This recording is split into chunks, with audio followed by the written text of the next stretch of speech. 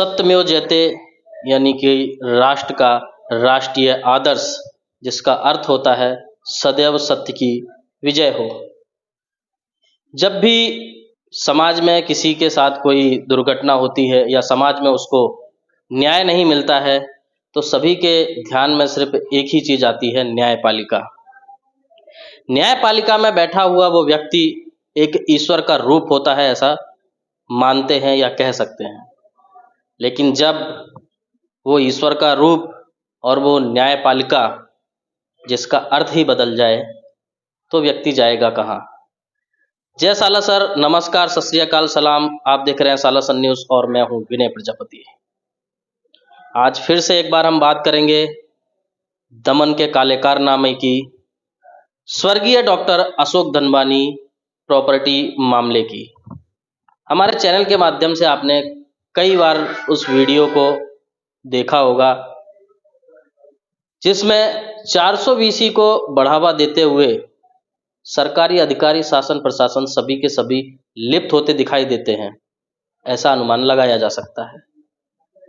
आपने इतने सारे वीडियो देखे, सालों से जो केस चला आ रहा है प्रॉपर्टी को लेकर, उसमें आज तक कोई सही जवाब नहीं आया। चाहे पुलिस डिपार्टमेंट की बात हो, चाहे नगर पालिका की बात हो, चाहे डिप्टी कलेक्टर की बात हो, यानी कि तमाम संबंधित अधिकारी कहीं ना कहीं इस 420 की बढ़ावा को देने में लगे हुए हैं। हाल ही में हमने एक चीज़ और आपको बताई थी, घर के अंदर एक आतंकी प्रवृत्ति के लोग, आतंकी मानसिकता के लोग घर के अंदर 5 से 6 हीटर रखे हुए हैं और 24 घंटे उनको जलाया जा रहा है। इतना ही नहीं, पहले भी आपने कई न्यूज़ देखी होगी मुंबई की, जिसमें इस तरीके के कारनामे किए गए हैं। ऐसी घटनाओं को अंजाम दिया गया है जहां पर घर के अंदर 5-6 हीटर जलाकर रख दिए जाते हैं, पानी को बंद कर दिया जाता है और दीवार के सहारे से पानी नीचे आने लगता है। जैसे ही वो पानी उस हीटर से टकराएगा, भारी ब्लास्ट हो सकता है, बिल्डिंग ध्वस्त हो सकती है, रहने वाले लोगों की मृत्यु हो सकती है। हमारे साथ में कुंदन पार जी हैं, जो लगातार इस घटना में बने हुए हैं, इस घटना से लड़ रहे हैं, ऐसे लोगों से लड़ रहे हैं जो कहीं ना कहीं असत्य को जिताने के पीछे लगे हुए हैं। तो बात करेंगे कुंदन भाई से कि उनके ध्यान में ये चीज़ कब आई। जैसा कि इस केस में शुरू से ही कुंदन भाई इन्वॉल्व भी है, लेकिन जो हीटर वाला मामला है वो उनके ध्यान में कब आया और क्या लगता है वो किसने और क्यों रखे वहाँ पर? बात यह है कि ये जो मैटर चल रहा था, तो इनके जो दीपेश टंडेल और महेश टंडेल हैं, उनके ऊपर एफआईआर रजिस्टर हो चुका है, क्योंकि उन्होंने कोर्ट ऑर्डर, कोर्ट नोटिस के बिना घुसनखोरी करके शौचालय तोड़ दिया था। तो हमने एफआईआर रजिस्टर कर दिया। तो एफआईआर रजिस्टर कर दिया, अभी वो आरोपी है, तो आरोपी होते हुए भी उन्होंने वहाँ कब्जा किया और हमको हैरेसमेंट करने के लिए उन्होंने क्या किया, ऊपर जो रूम हमारा बिल्डिंग का टायर है उसको ब्लॉक कर दिया। और अभी बारिश का टाइम है तो बारिश का पानी को निकालने का रास्ता रोक दिया और उस वजह से वो पानी नीचे गिर रहा है। और इन लोग जो नीचे जो जगदीश चंद्र बारिया है, उनका जो इलेक्ट्रिक मीटर है उसमें से चोरी करके 24 घंटा लाइट चालू रखता है। और फिर हमको पता चला कि एक रूम में, हर एक रूम में हम जब उसे पीछे की साइड जा रहे थे, हमने देखा 4-5 हीटर चल रहा था। तो हमको वहाँ इतना ध्यान में नहीं आया। फिर देखा तो हमारे बिल्डिंग में जो एंट्री मारते सीढ़ी है, वहाँ पे जो एक रूम है, उसके अंदर वो दीवार गरम महसूस हुई, बहुत गर्म महसूस हुई। तो हमने देखा कि क्या करके हमने जाके वो वीडियो निकाला, ऊपर वो विंडो खुली थी, हमने वीडियो निकाला तो वीडियो में पूरा 4-5 मीटर 24 घंटा चालू है, एकदम लाल लाल हो रहा था। और तकलीफ वाली बात यह है कि उसी रूम के ऊपर एक फैमिली रहती है, उनका किचन है, तो उनका किचन तो उधर सिलेंडर विलेंडर है। तो ये हमको लगा कि आतंकवादी, हमको महसूस हुआ कि आतंकवादी गतिविधि है। अभी ये जो इससे जो ब्लास्ट होगा उसका जानहानि और माल सामान का नुकसान तो हमारा ही होगा। ऊपर 2 फैमिली रहती है, रात को दुकान वाले रहते नहीं है। और इन लोग भी, जो दीपेश टंडेल ने जो गलत तरीके से कब्जा किया है, या महेश टंडेल जो गलत तरह से कब्जा किया, उन लोग रहते नहीं है।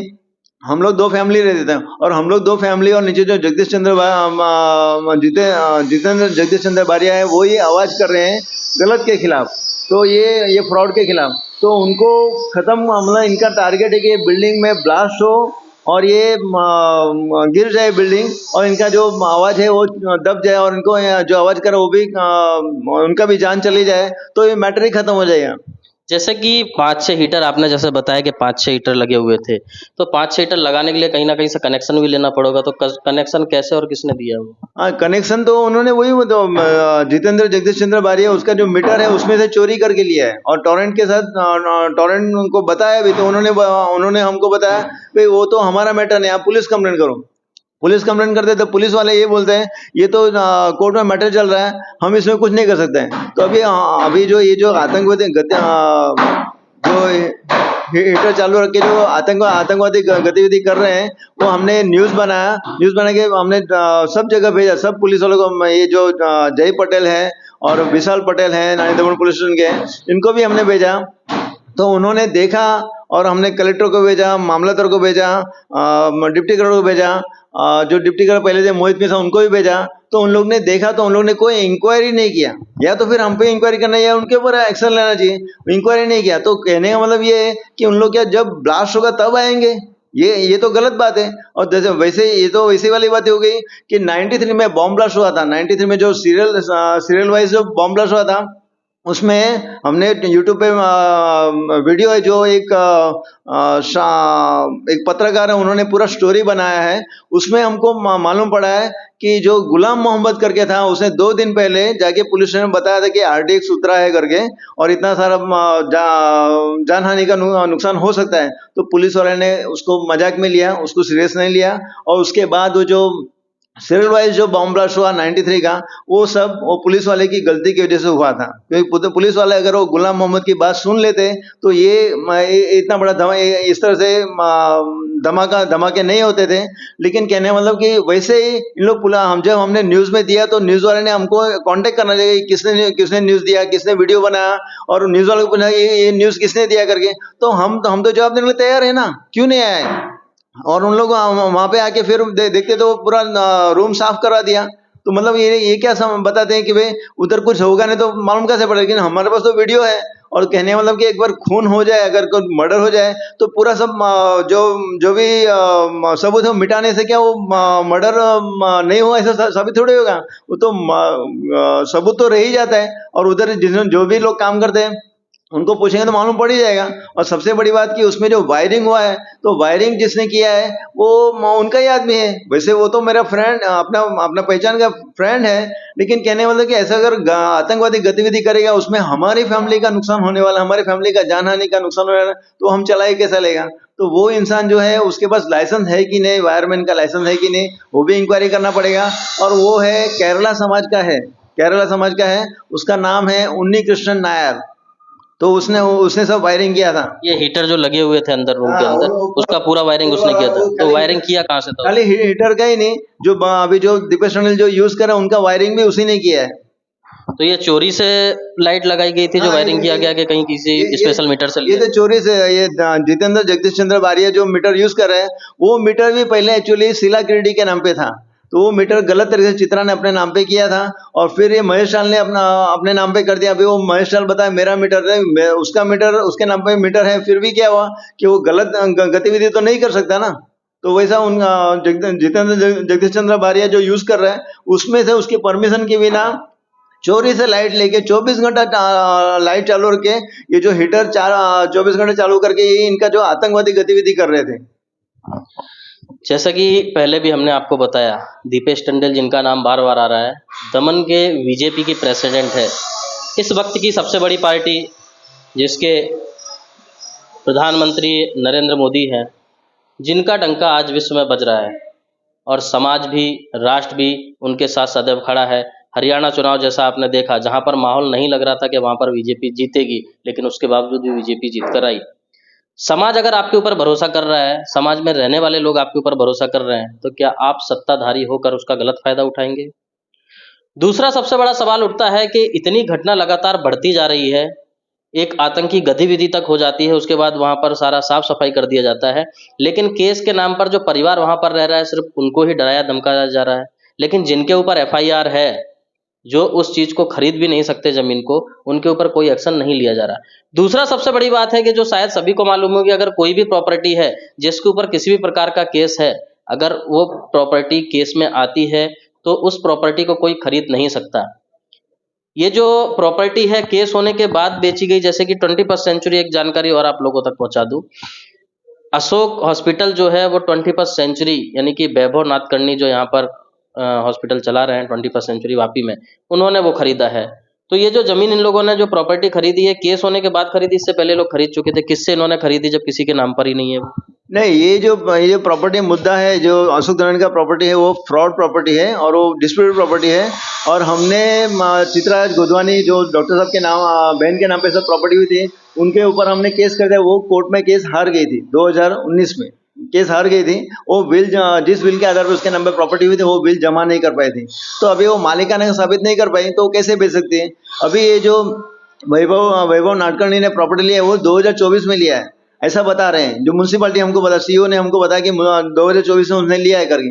तो हमारा कहना था हमने तो 2023 में उनके ऊपर केस कर दिया है रजिस्टर डिपार्टमेंट पे, सब रजिस्टर डिपार्टमेंट में केस कर दिया हमने कि बिल झूठा है और सैलरी झूठा है, दीपेश टंडन महेश टंडन की सैलरी झूठी है करके। तो बिल झूठा है करके हमने केस किया, तो बिल झूठी है कर केस कर दिया है, तो सब रजिस्टर डिपार्टमेंट उनको सैलरी कैसे बना के दे सकता है? और वो चित्राज गोदवानी बेच कैसे सकती है?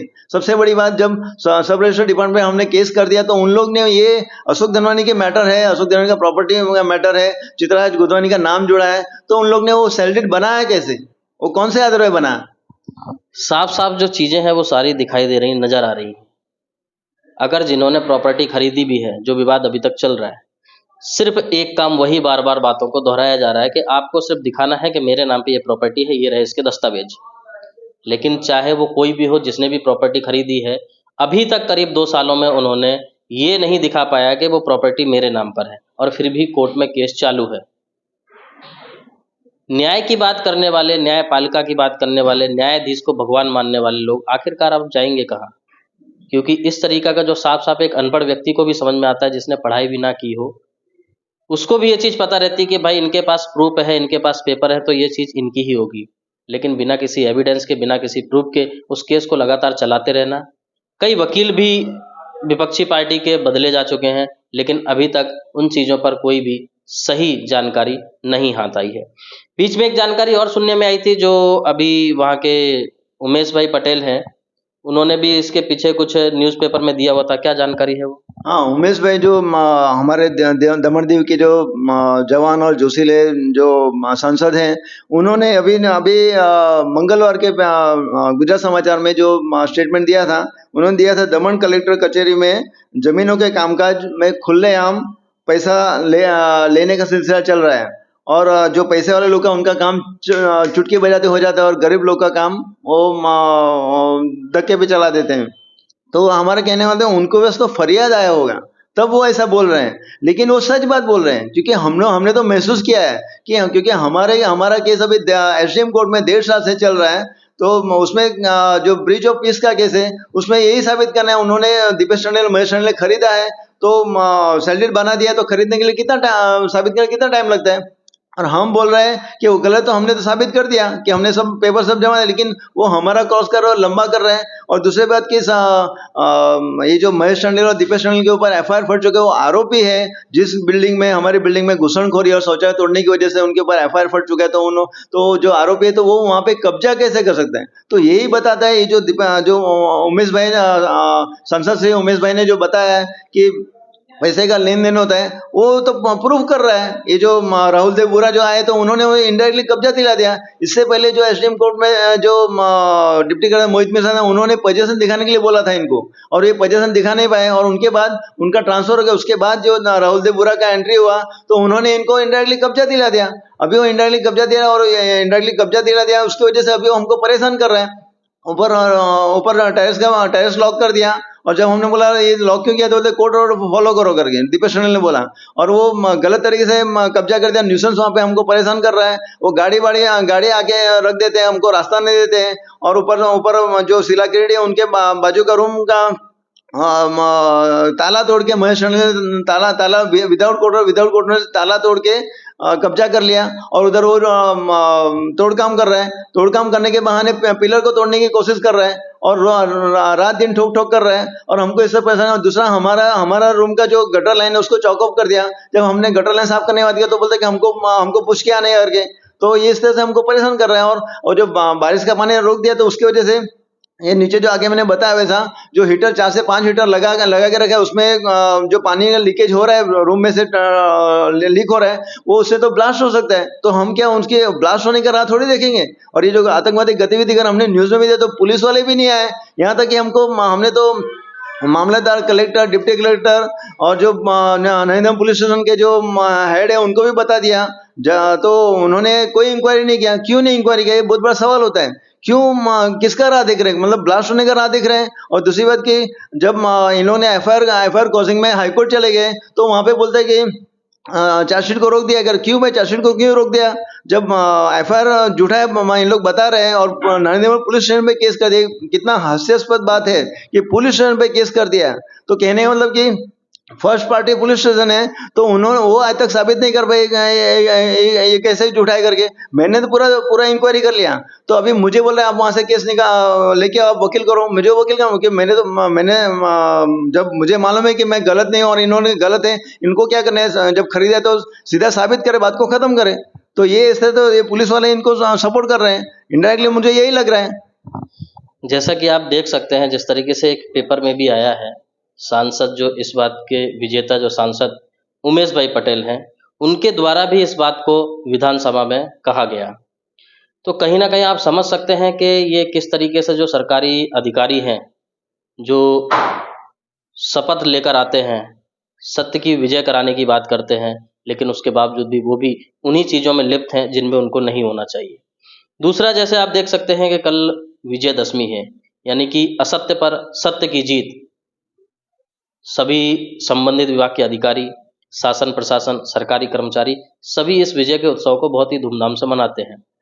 लेकिन क्या आप लोगों को यह चीज़ समझ में आ रही है, दिखाई दे रही है कि जो असत्य पर सत्य की विजय की जीत का जश्न मनाते हैं, क्या वो उस लायक हैं? क्या वो समाज को वो आईना दिखा रहे हैं जो उनको होना चाहिए? जो स्वयं ही लोगों को गुमराह रखते हों, समाज सेवा का वादा करके आते हों, संविधान की शपथ लेकर आते हों और लोगों की सेवा करने की बात करते हों, जब वही 420 करने में या 420 करवाने में बढ़ावा दे रहे हों, आखिरकार जनता जाएगी किसके पास? दूसरा, जब इस मामले की जांच लोकल स्तर पर नहीं हुई तो कुंदन भाई ने इससे आगे बढ़कर एक्शन लिया और राष्ट्रपति भवन तक उस लेटर को पहुंचा दिया। अब ये मैटर नेशनल बन चुका है। अब आप समझ सकते हैं कि जिस पार्टी के सत्ताधारी उस पार्टी में होंगे उनके लिए भी कितने शर्म की बात है। समाज में क्या संदेश उसका जाएगा? शासन प्रशासन के जो भी संबंधित अधिकारी इसमें लिप्त हैं उनके खिलाफ जब जांच होगी तो वो समाज को या अपने परिवार को क्या मुंह दिखाएंगे? राष्ट्रपति भवन जब ये लेटर गया तो उसके बाद कोई प्रतिक्रिया? हाँ, प्रतिक्रिया ये पहले भी जब हमने लेटर भेजा था तो प्रशासक को भी मेल आया था और फाइनेंस सेक्रेटरी को भी मेल आया था। और फिर मैंने पूरा कंप्लीट लेटर मैंने जो पोर्टल होता है उसके अंदर, हेल्पलाइन पोर्टल होता है उसके अंदर मैंने भेज दिया। तो अभी सेलवास दादरा नगर से डिपार्टमेंट में कोई एक अफसर है उनके पास गया है और वो हम इसमें कांटेक्ट करेंगे। तो हमारा कहने मतलब कि इतना तो मैटर पहुंच गया फिर भी इन लोग गलत तरीके से हमको परेशान कर रहे हैं। और ये जो राहुल देवबुरा ने जो काम किया है वो बहुत गलत काम किया है। जो उसने जो आईएएस डिग्री का जो आईएएस डिग्रीधारी अधिकारी है फिर भी उन्होंने ये जो आरोपी है उनको कब्जा दिला दिया इनडायरेक्टली। वो बहुत गलत काम किया है और उसके वजह से अभी उनका ट्रांसफर के लिए उनको दीव का जो कलेक्टर बना दिया। तो मुझे जानना है कौन सा अच्छा काम किया कि उसको दीव का कलेक्टर बना दिया, क्योंकि ये जो एक साल भी नहीं हुआ उसमें ये इस तरह से गलत को बढ़ावा देगा, उनको इनडायरेक्टली कब्जा दिला देगा। तो फिर इसके लिए उनको क्या कलेक्टर बना दिया क्या? ये बहुत बड़ा सवाल होता है। और मुझे जानना है कि आईएएस डिग्री क्या डिग्री लेकर के गलत काम को लेने के लिए आईएएस की डिग्री ली है, और वो जो कसम खाई है संविधान को ध्यान में रख के जो कसम खाई है वो क्या गलत को बढ़ावा देने के लिए, गलत लोगों को सपोर्ट करने के लिए उन्होंने कसम खाई है? ये मुझे जानना है।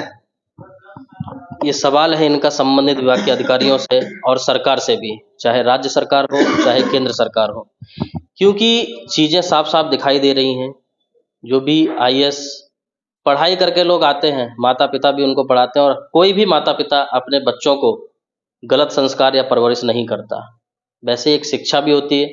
शिक्षा एक ऐसा पारदर्शी सब्जेक्ट है जो हर किसी को एक ही नज़र से देखता है, लेकिन आप उस स्तर की पढ़ाई करके, समाज की सेवा का वादा करके, संविधान की कसम खा करके आते हैं और समाज में लोगों के साथ दुर्व्यवहार करते या फिर दो चश्मे से लोगों को देखते हैं। क्या ऐसे लोगों को उस पद का अधिकार है, उस कुर्सी पर बैठने का अधिकार है, जो समाज के लोगों के साथ इस तरीके का दुर्व्यवहार करें या उनको गलत समझें? जी। और एक बात करना है कि डीएमसी में जब हमने एप्लीकेशन दिया था, तो डीएमसी ने हमको पूछा था कि आपका केस चल रहा है, तो उसका मुझे एप्लीकेशन दो। तो मैंने एप्लीकेशन दिया, तो केस चल रहा है, फिर भी उन्होंने उनको लाइसेंस देने की बात की कि हमको आप जो बोल रहे हो वो गलत है करके। तो हमने करीब 64 पेज का बंच उनको दिया था। उसमें हमने सरकारी पेपर्स में दिए थे, जो एज ए प्रूफ साबित होता है कि हमारा हाउस नंबर 14/47/B/G1 है और 14/47/B/S1 है करके। लेकिन हम उसमें जो गवर्नमेंट प्रूफ है वो इलेक्ट्रिक डिपार्टमेंट से जो लाइट बिल है, और दूसरा डीएमसी ने लाइसेंस दिया है। डीएमसी ने पीवी कोचिंग क्लास को लाइसेंस दिया था 2013-14 में लाइसेंस दिया था। तो हमने वो बताया, तो उन्होंने बोला कि भाई यहीं पे गलती हुआ है, इन्होंने जो लिखा था वही हमने लिख दिया। ऐसे कैसे होता है? क्योंकि ये जो हम जो डॉक्यूमेंट जमा करते हैं उसका पूरा इंक्वायरी होता है। और दूसरा हमने इनका जो दमन का प्रॉपर्टी लिस्ट का जो लिस्ट है वो हमने निकाला था। तो हमको पता है कि ये तो गलत है करके, तो ड्राफ्ट है करके। तो ड्राफ्ट है करके जो दीपेश ने बोला ड्राफ्ट है करके, महेश ने बोला ड्राफ्ट करके, फिर म्यूनसिपालिटी का आदमी बोला ड्राफ्ट है करके, फिर सीईओ बोलता है हाँ ये तो ड्राफ्ट करें। तो ड्राफ्ट ड्राफ्ट इंटरनेट वेबसाइट पर रख देते हैं क्या? तो कहना ये गुमराह करने की बात है। और हमको जो जजमेंट उन्होंने दिया है, वो जजमेंट में बताया कि हमारी बिल्डिंग का नंबर 14 और 48 है, लेकिन एक्चुअली सरासर गलत है। क्योंकि हमको कौन से आधार पे उन्होंने ये जजमेंट दिया वो आधार हमको दिखाया नहीं है। और दूसरी बात कि हमने जो पेपर दिए वो कौन से आधार पर रिजेक्ट किए वो भी हमको बताया नहीं। तो हम उसका जवाब मांगने वाले हैं सीईओ से। दमन म्युनिसिपल कॉर्पोरेशन के जो सीईओ उनसे मांगेंगे कि इतने बड़ी डिग्री उन्होंने ली है, और उसकी वजह से वो जो अपने वो डॉक्टर है, फिर भी उन्होंने ये पूरी जांच पड़ताल नहीं की। उनका कहना है कि हमारे टेक्निकल डिपार्टमेंट क्या, तो टेक्निकल डिपार्टमेंट ने तो गलत करेंगे तो हमको तो मालूम पड़ ही जाएगा। क्योंकि हमने जो पेपर जमा किया उसको रिजेक्ट कौन से आधार पर किया वो तो हमको इसमें तो बताया ही नहीं। और दूसरी बात कि हमारे पास प्रूफ है, गवर्नमेंट प्रूफ है। अगर हम हमारे सब बात को रिजेक्ट करेंगे तो फिर इतना 2 साल क्यों लगते हैं इन्होंने जब खरीदा है तो फिर। ये तो अभी सवाल शिक्षा पर भी उठने लगे हैं। अगर ऐसे संबंधित अधिकारी कुर्सियों पर बैठते हैं जिनको यही पता नहीं रहता कि सही क्या है और गलत क्या है। मैं जाके कोई भी पेपर अगर उत्तर प्रदेश, बिहार या झारखंड या मुंबई के लाकर दे देता हूँ, तो क्या मुझे वो दमन के किसी भी जगह की लाइसेंस बना कर दे सकते हैं? एक मजाक और हास्यास्पद पद हो गया ये तो, कि इस तरीके की बात और इस तरीके का मजाक एक बड़ा अधिकारी कर सकता है। ये खबर हम लगातार आप तक पहुंचाते रहेंगे। कल दशहरा है और ये दशहरा के दिन हम ये शपथ लेते हैं कि जब तक असत्य पर सत्य की विजय नहीं हो जाती, जब तक इस केस का सही निर्णय सामने नहीं आ जाता, तब तक सालासर न्यूज़ लगातार इस खबर को आप तक पहुंचाता रहेगा। आपकी अपनी क्या राय है? आप भी हमें कमेंट बॉक्स में कमेंट करके अवश्य दें। जय हिंद, जय भारत।